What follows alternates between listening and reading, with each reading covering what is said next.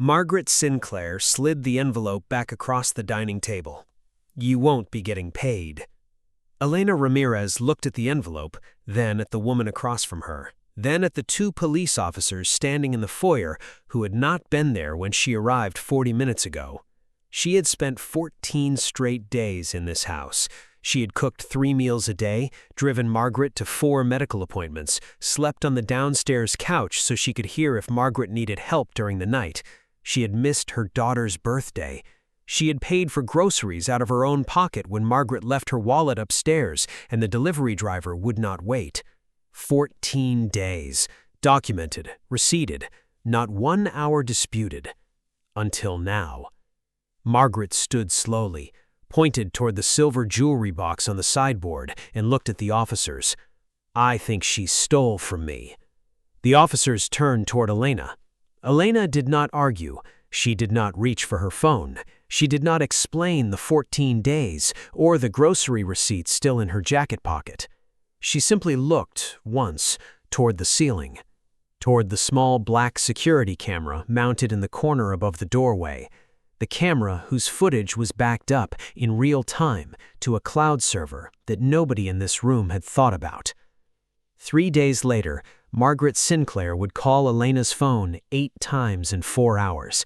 She would be begging her not to release the footage.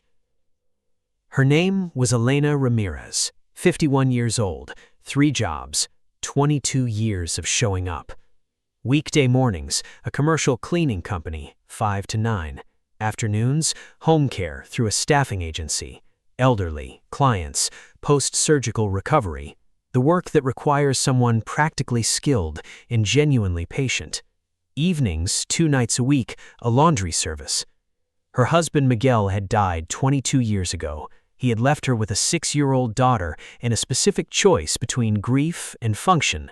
She had chosen function because function was the only thing that kept the 6-year-old fed and eventually in a position to become the nursing student she was now. Sophia, 28, 2nd year of nursing school.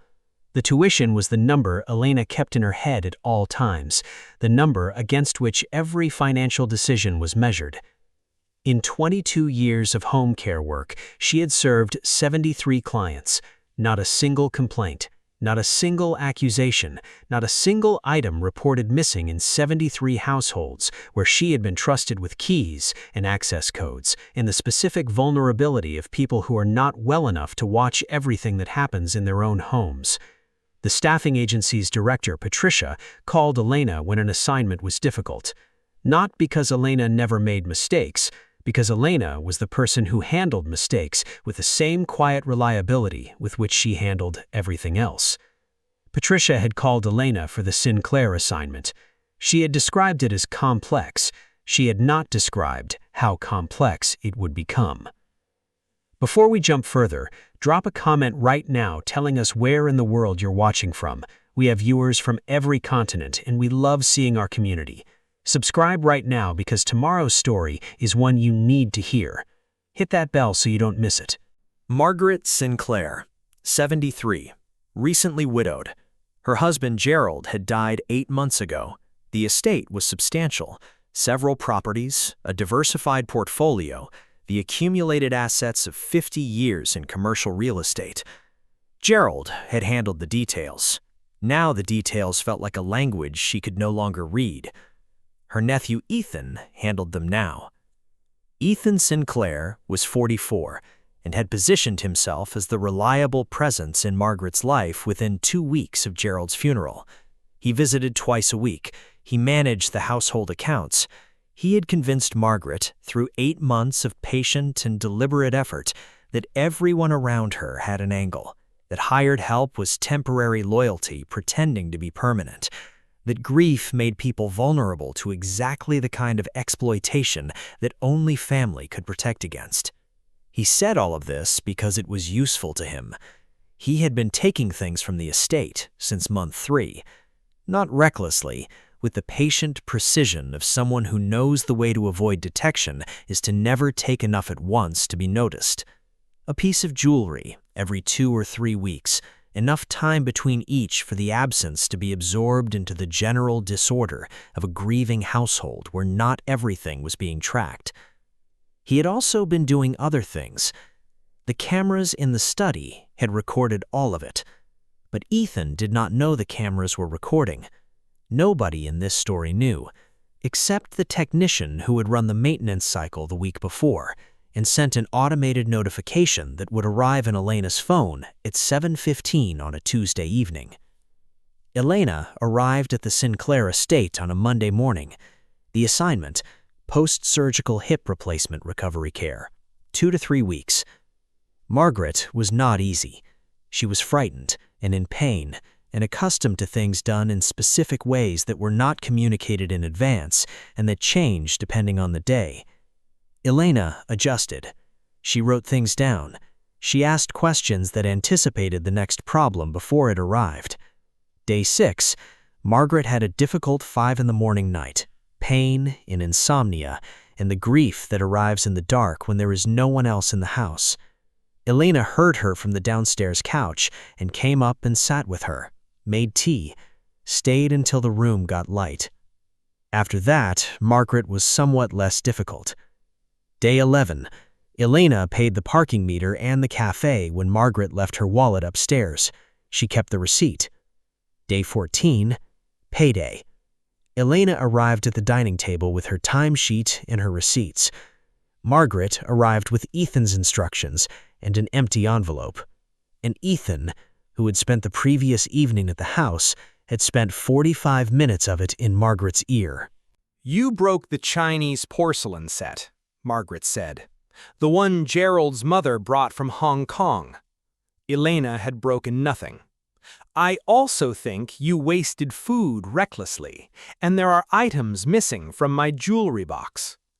The officers in the foyer had arrived before Elena at 8:45. This had been arranged in advance. "I think she stole from me," Margaret told them. One officer moved forward immediately. The other, a man named Detective Marcus Webb, present by chance because the responding unit had been redirected and he had taken the call, looked at the room with the specific attention of someone who is conducting an assessment rather than an execution. He noted, no forced entry reported. The accusation was precise about items that had been missing for weeks, not days. The woman being accused was standing completely still and not arguing, which was unusual, and her eyes had gone briefly to the ceiling before returning to the floor. He filed this in the part of his mind where things went when they didn't add up yet. "Ma'am," he said to Elena, "I need to ask you some questions." Elena answered them simply. She had not taken any jewelry. She had not broken any porcelain. She had receipts. She described the 14 days in the specific detail of someone whose memory of events is clear because the events were not complicated. They were simply work, documented and receipted by every camera in the house. She had not yet told anyone about the cameras. She gathered her bag. "I understand," she said. She left. In her car, outside the gate, she sat for a moment. Then she called the security company. The technician confirmed, continuous recording for 30 days, cloud backup complete, accessible with account credentials. "Do you still want a copy?" the technician asked. Elena looked at the gate in her rearview mirror. "Yes," she said, "I do." Elena has requested the footage. Ethan doesn't know yet, but he's about to find out. And what he does when he finds out is where this story becomes something he cannot control. Stay right here. Ethan found out about the cameras at 2:15 that afternoon. The security company's maintenance notification had been copied to the estate's general email address.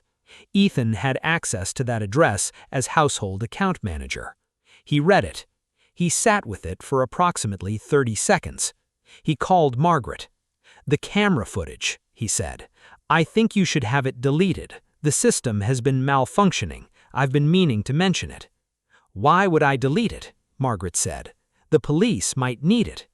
"The footage is unreliable. We should upgrade the system anyway." "I'll think about it." He hung up.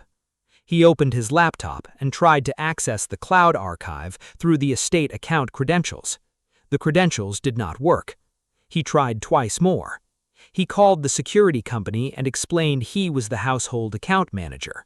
The representative told him the account had been flagged for third-party access. Someone had already requested a copy of the footage under the existing authorization. Any additional access would require confirmation from the registered account holder, Margaret Sinclair, by phone with the verification number on file. He set the phone down. He thought about 47 evenings over the past 6 months. He thought about where he had been standing and what he had been doing and what the cameras in the hallway and the study had been pointed at. He thought about the jewelry. He thought about the other things, the things that were considerably larger than the jewelry. He opened a new browser. He began researching how cloud archives could be legally challenged. He closed the browser. He opened it again. He composed an anonymous note. Ethan found out about the cameras at 2:15 that afternoon. The security company's maintenance notification had been copied to the estate's general email address. Ethan had access to that account as household account manager. He read it. He sat with it for approximately 30 seconds. He called Margaret. "The camera footage," he said. "I think you should have it deleted. The system has been malfunctioning. I've been meaning to mention it." "Why would I delete it?" Margaret said. "The police might need it." "The footage is unreliable. We should upgrade the system anyway." "I'll think about it." He hung up. He opened his laptop and tried to access the cloud archive through the estate account credentials. The credentials did not work. He tried twice more. He called the security company and explained he was the household account manager. The representative told him the account had been flagged for third-party access. Someone had already requested a copy of the footage under the existing authorization. Any additional access would require confirmation from the registered account holder, Margaret Sinclair, by phone using the verification number on file. He set the phone down. He thought about 47 evenings over the past 6 months. He thought about where he had been standing and what he had been doing and what the cameras in the hallway in the study had been pointed at.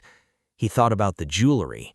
He thought about the other things, the things that were considerably larger than the jewelry. He opened a new browser window. He began researching how cloud archives could be legally challenged. He closed the browser. He opened it again. He composed an anonymous note. By Wednesday morning, Margaret had told 4 neighbors. Not the police version. The accusation was under investigation, which has specific language. Margaret told the neighborhood version. "I trusted her completely. I brought her into my home. You never know." Patricia called Elena Tuesday evening. "I have to suspend your assignments pending resolution. Elena, I'm sorry. I know what I think happened here, but I can't send you into clients' homes while there's an open investigation. You know, I know.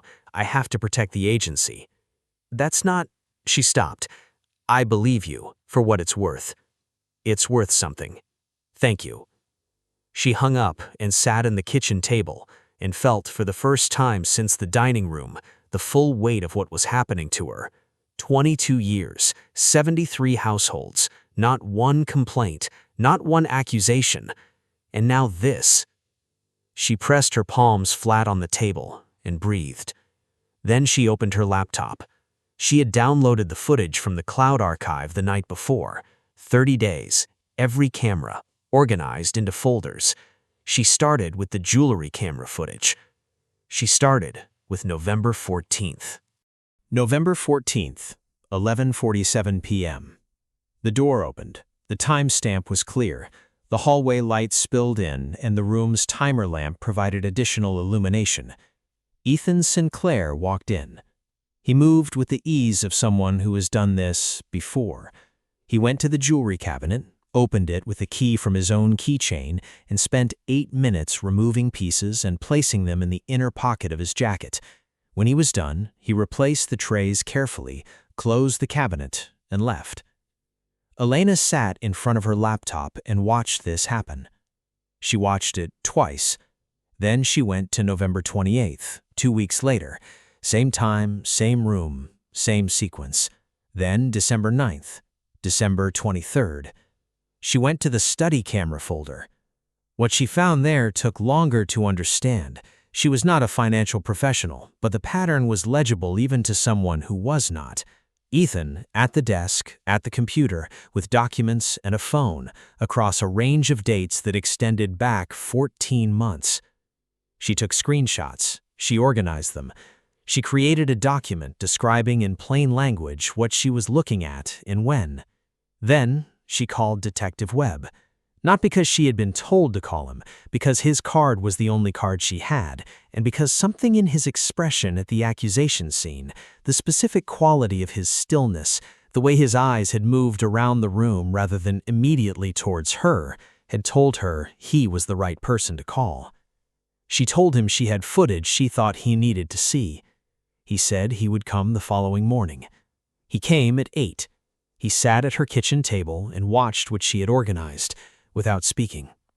At the November 14th footage, he leaned slightly forward.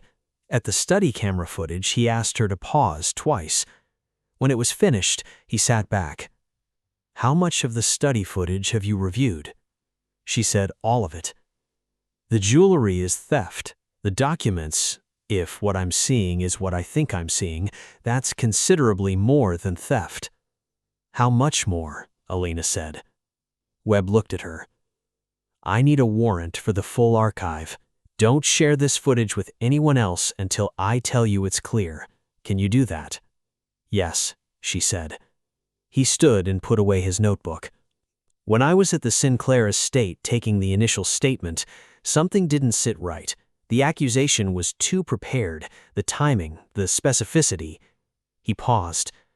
"I want you to know that not everyone in that room believed what was being said." Elena looked at him. "Thank you," she said. "Don't thank me yet," he said. "Let me go get the warrant." Webb has the footage. The warrant is in motion, and Ethan, who has spent a week becoming increasingly desperate, is about to do something that makes everything much worse for him and much better for Elena. Stay right here. The anonymous note arrived at Elena's apartment building on Thursday morning, slipped under her door, which meant whoever sent it knew where she lived, information not in the public record and available through the staffing agency's employment files. Delete the footage. The investigation ends, you get paid, and this goes away. Elena photographed it. She sent it to Webb. Webb called her back within the hour. "Do you know who sent this?" "I have a strong idea," she said. "So do I," Webb said. "Don't answer any calls from unknown numbers. Don't open your door to anyone you're not expecting, and call me if anything else arrives." He got the warrant that afternoon. The financial records took 4 hours with the estate's compliance firm. 57 transactions across 6 accounts, transfers, withdrawals, the sale of 3 antique pieces that appeared in the estate's asset inventory, but not in the estate. Total, $2,840,000. The jewelry Elena had been accused of stealing was on the list. It was the smallest item on the list. The accusation against Elena had not been spontaneous. It had been constructed specifically to provide a narrative for missing items when they surfaced, a theft accusation against a household employee, properly documented and in the police system, that would explain the disappearances and direct attention toward someone with far less ability to defend herself.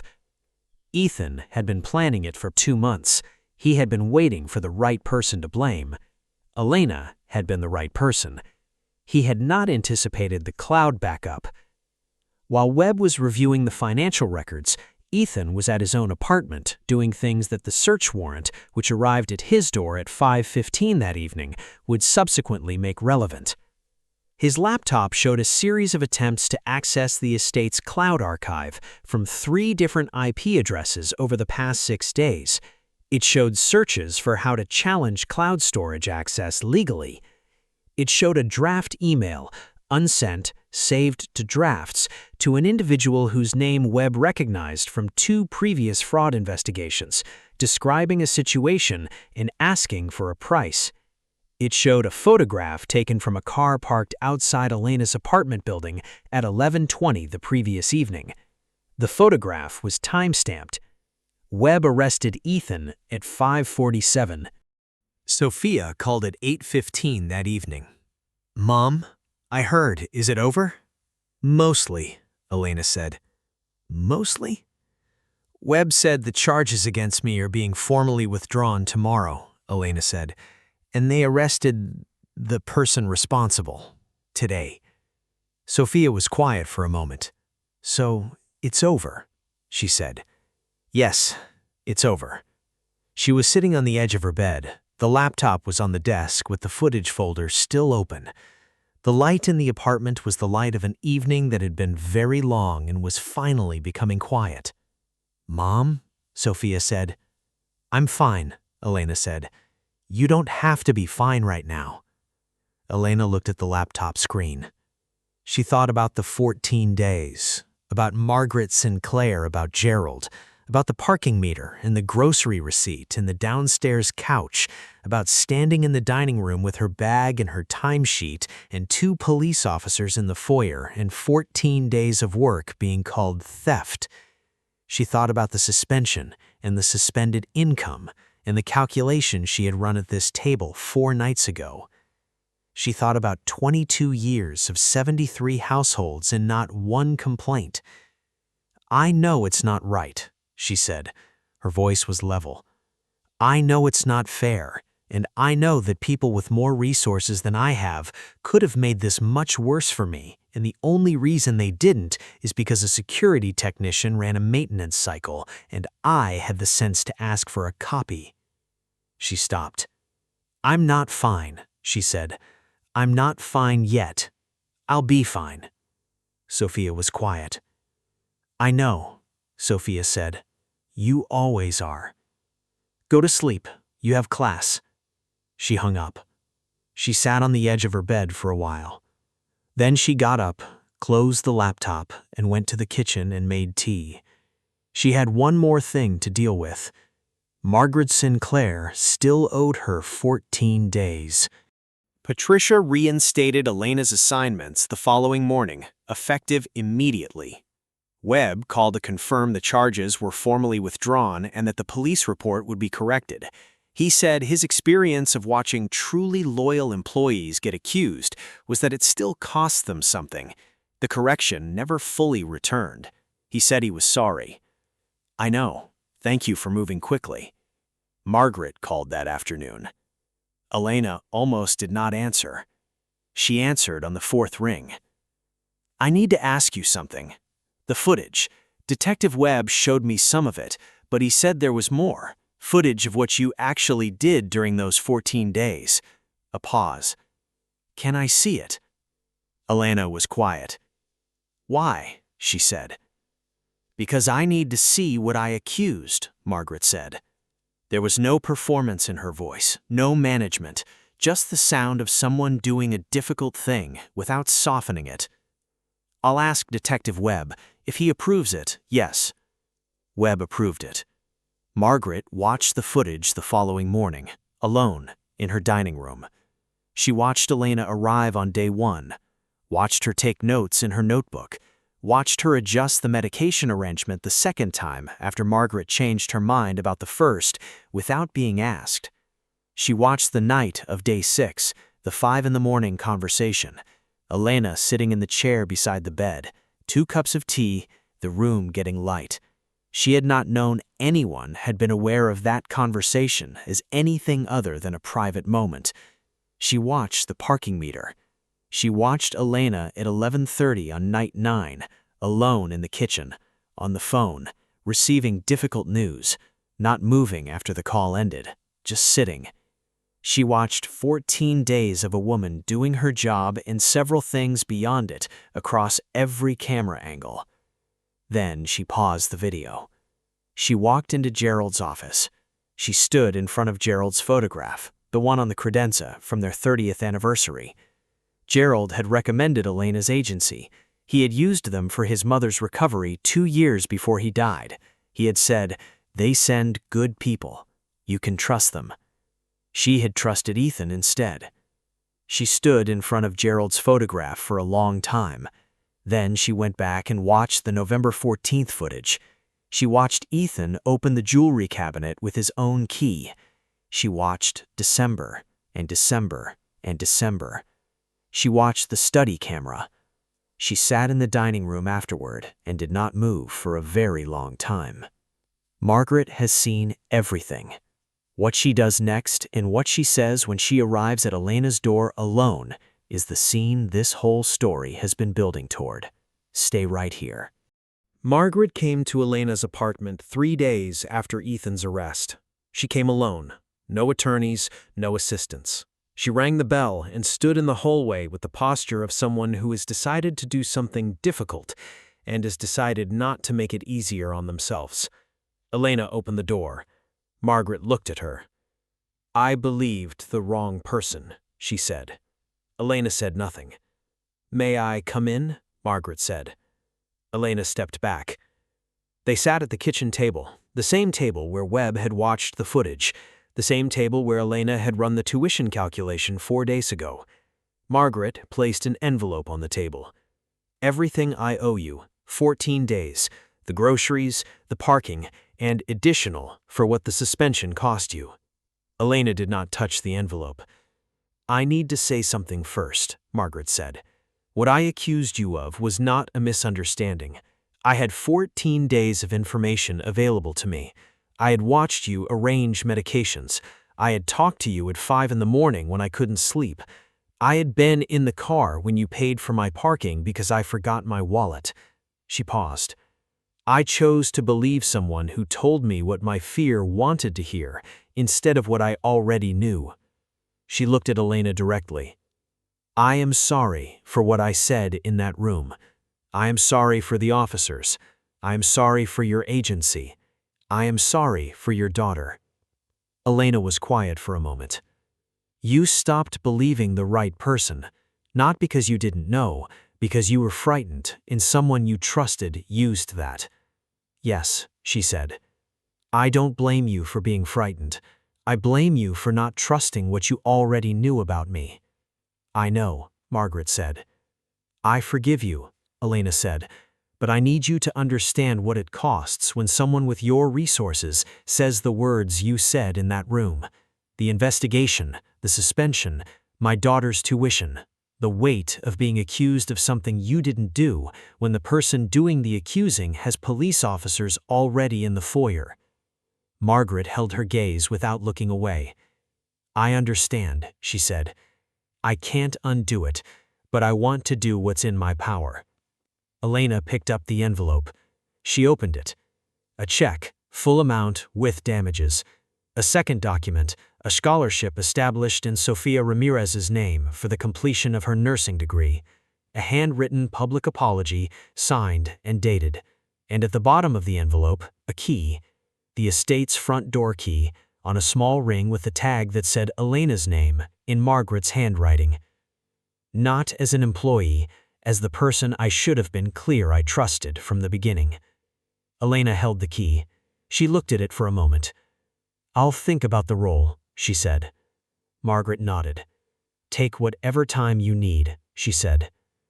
Ethan Sinclair was charged with elder financial abuse, grand theft, and forgery. The charges were based on the footage, the financial records, and the testimony of the estate's compliance firm, which had been sitting on concerns for 8 months and was now the subject of a separate regulatory inquiry for not having raised them sooner. The recovery of the diverted funds would be partial. The trial date was set for 11 months out.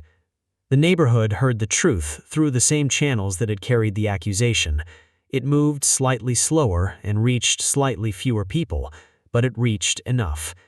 Patricia at the staffing agency issued a written statement formally clearing Elena's record. She also sent it to the industry registry and to 3 agencies with which Elena had applied for backup work during the suspension. 2 of Elena's former clients called within a week. One was an elderly man named Arthur who said that he had heard what happened and that if Elena was ever available again, he would like her back. She added him to her schedule. Margaret met with her estate attorney and restructured the household account management account, requiring dual authorization for any transaction above a specified threshold and removing Ethan's access retroactively.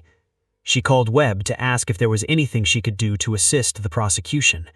Webb said her testimony about what Ethan had told her in the weeks before the accusation would be the most useful thing. She said she would be there. The dining room table was the same table. 3 weeks after the arrest, Elena came back to the estate, not as a contract worker, as the household's residential manager, a role Margaret had formally established with the estate attorney, salaried, with a clear scope of responsibilities. She walked through the front door with the key. She set her bag down in the entry hall. She looked at the dining room, at the table, at the chairs, at the doorway above which the camera was mounted. New model, same position, recording continuously. She walked to the table and sat in the same chair she had sat in on the morning of the accusation. Margaret came in from the kitchen. She placed an envelope on the table and slid it across, not back, across toward Elena. Elena opened it. Back pay, damages, scholarship documents, written apology, and the key on a new ring with a new tag. She held it. She looked at the camera above the door. "I should tell you something," she said. Margaret waited. "The morning I left this house," Elena said, "I was sitting in my car outside the gate for a few minutes before I drove away. I didn't know yet about the cloud backup. I just knew the cameras had been running." "What were you thinking?" Margaret asked. "I was thinking that the truth was already in there, that it had been there the whole time, that it was just a matter of whether anyone would look." She looked at the camera. "I decided to make sure someone looked."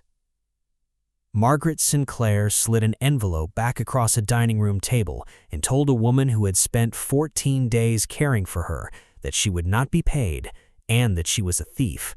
She was wrong about both of those things. She was wrong about the pay because Elena had earned it. She was wrong about the theft because the person stealing from her had been sitting in her living room for 8 months, telling her that hired help could not be trusted. Ethan Sinclair needed Elena to be guilty. He needed the accusation to land cleanly and create a narrative for the missing jewelry before the larger pattern surfaced. He had built the accusation carefully, waited for the right person to blame, and delivered it with the confidence of a man who understood that certain accusations carry their own momentum, that the combination of wealth and reputation on one side and temporary employment on the other creates a gravity that is very difficult to resist. He had not accounted for the cloud backup.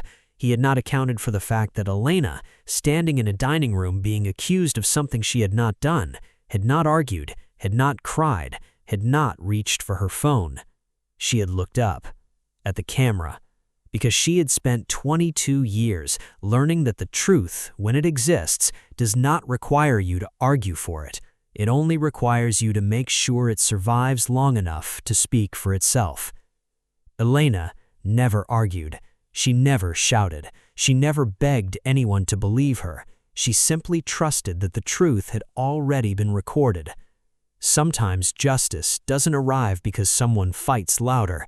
Sometimes justice arrives because someone remembered to look up. Margaret accused Elena of theft. The cameras had been running the whole time.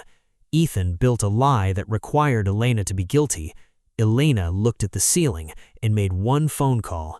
And the truth, which had been there the entire time, finally had someone to deliver it to.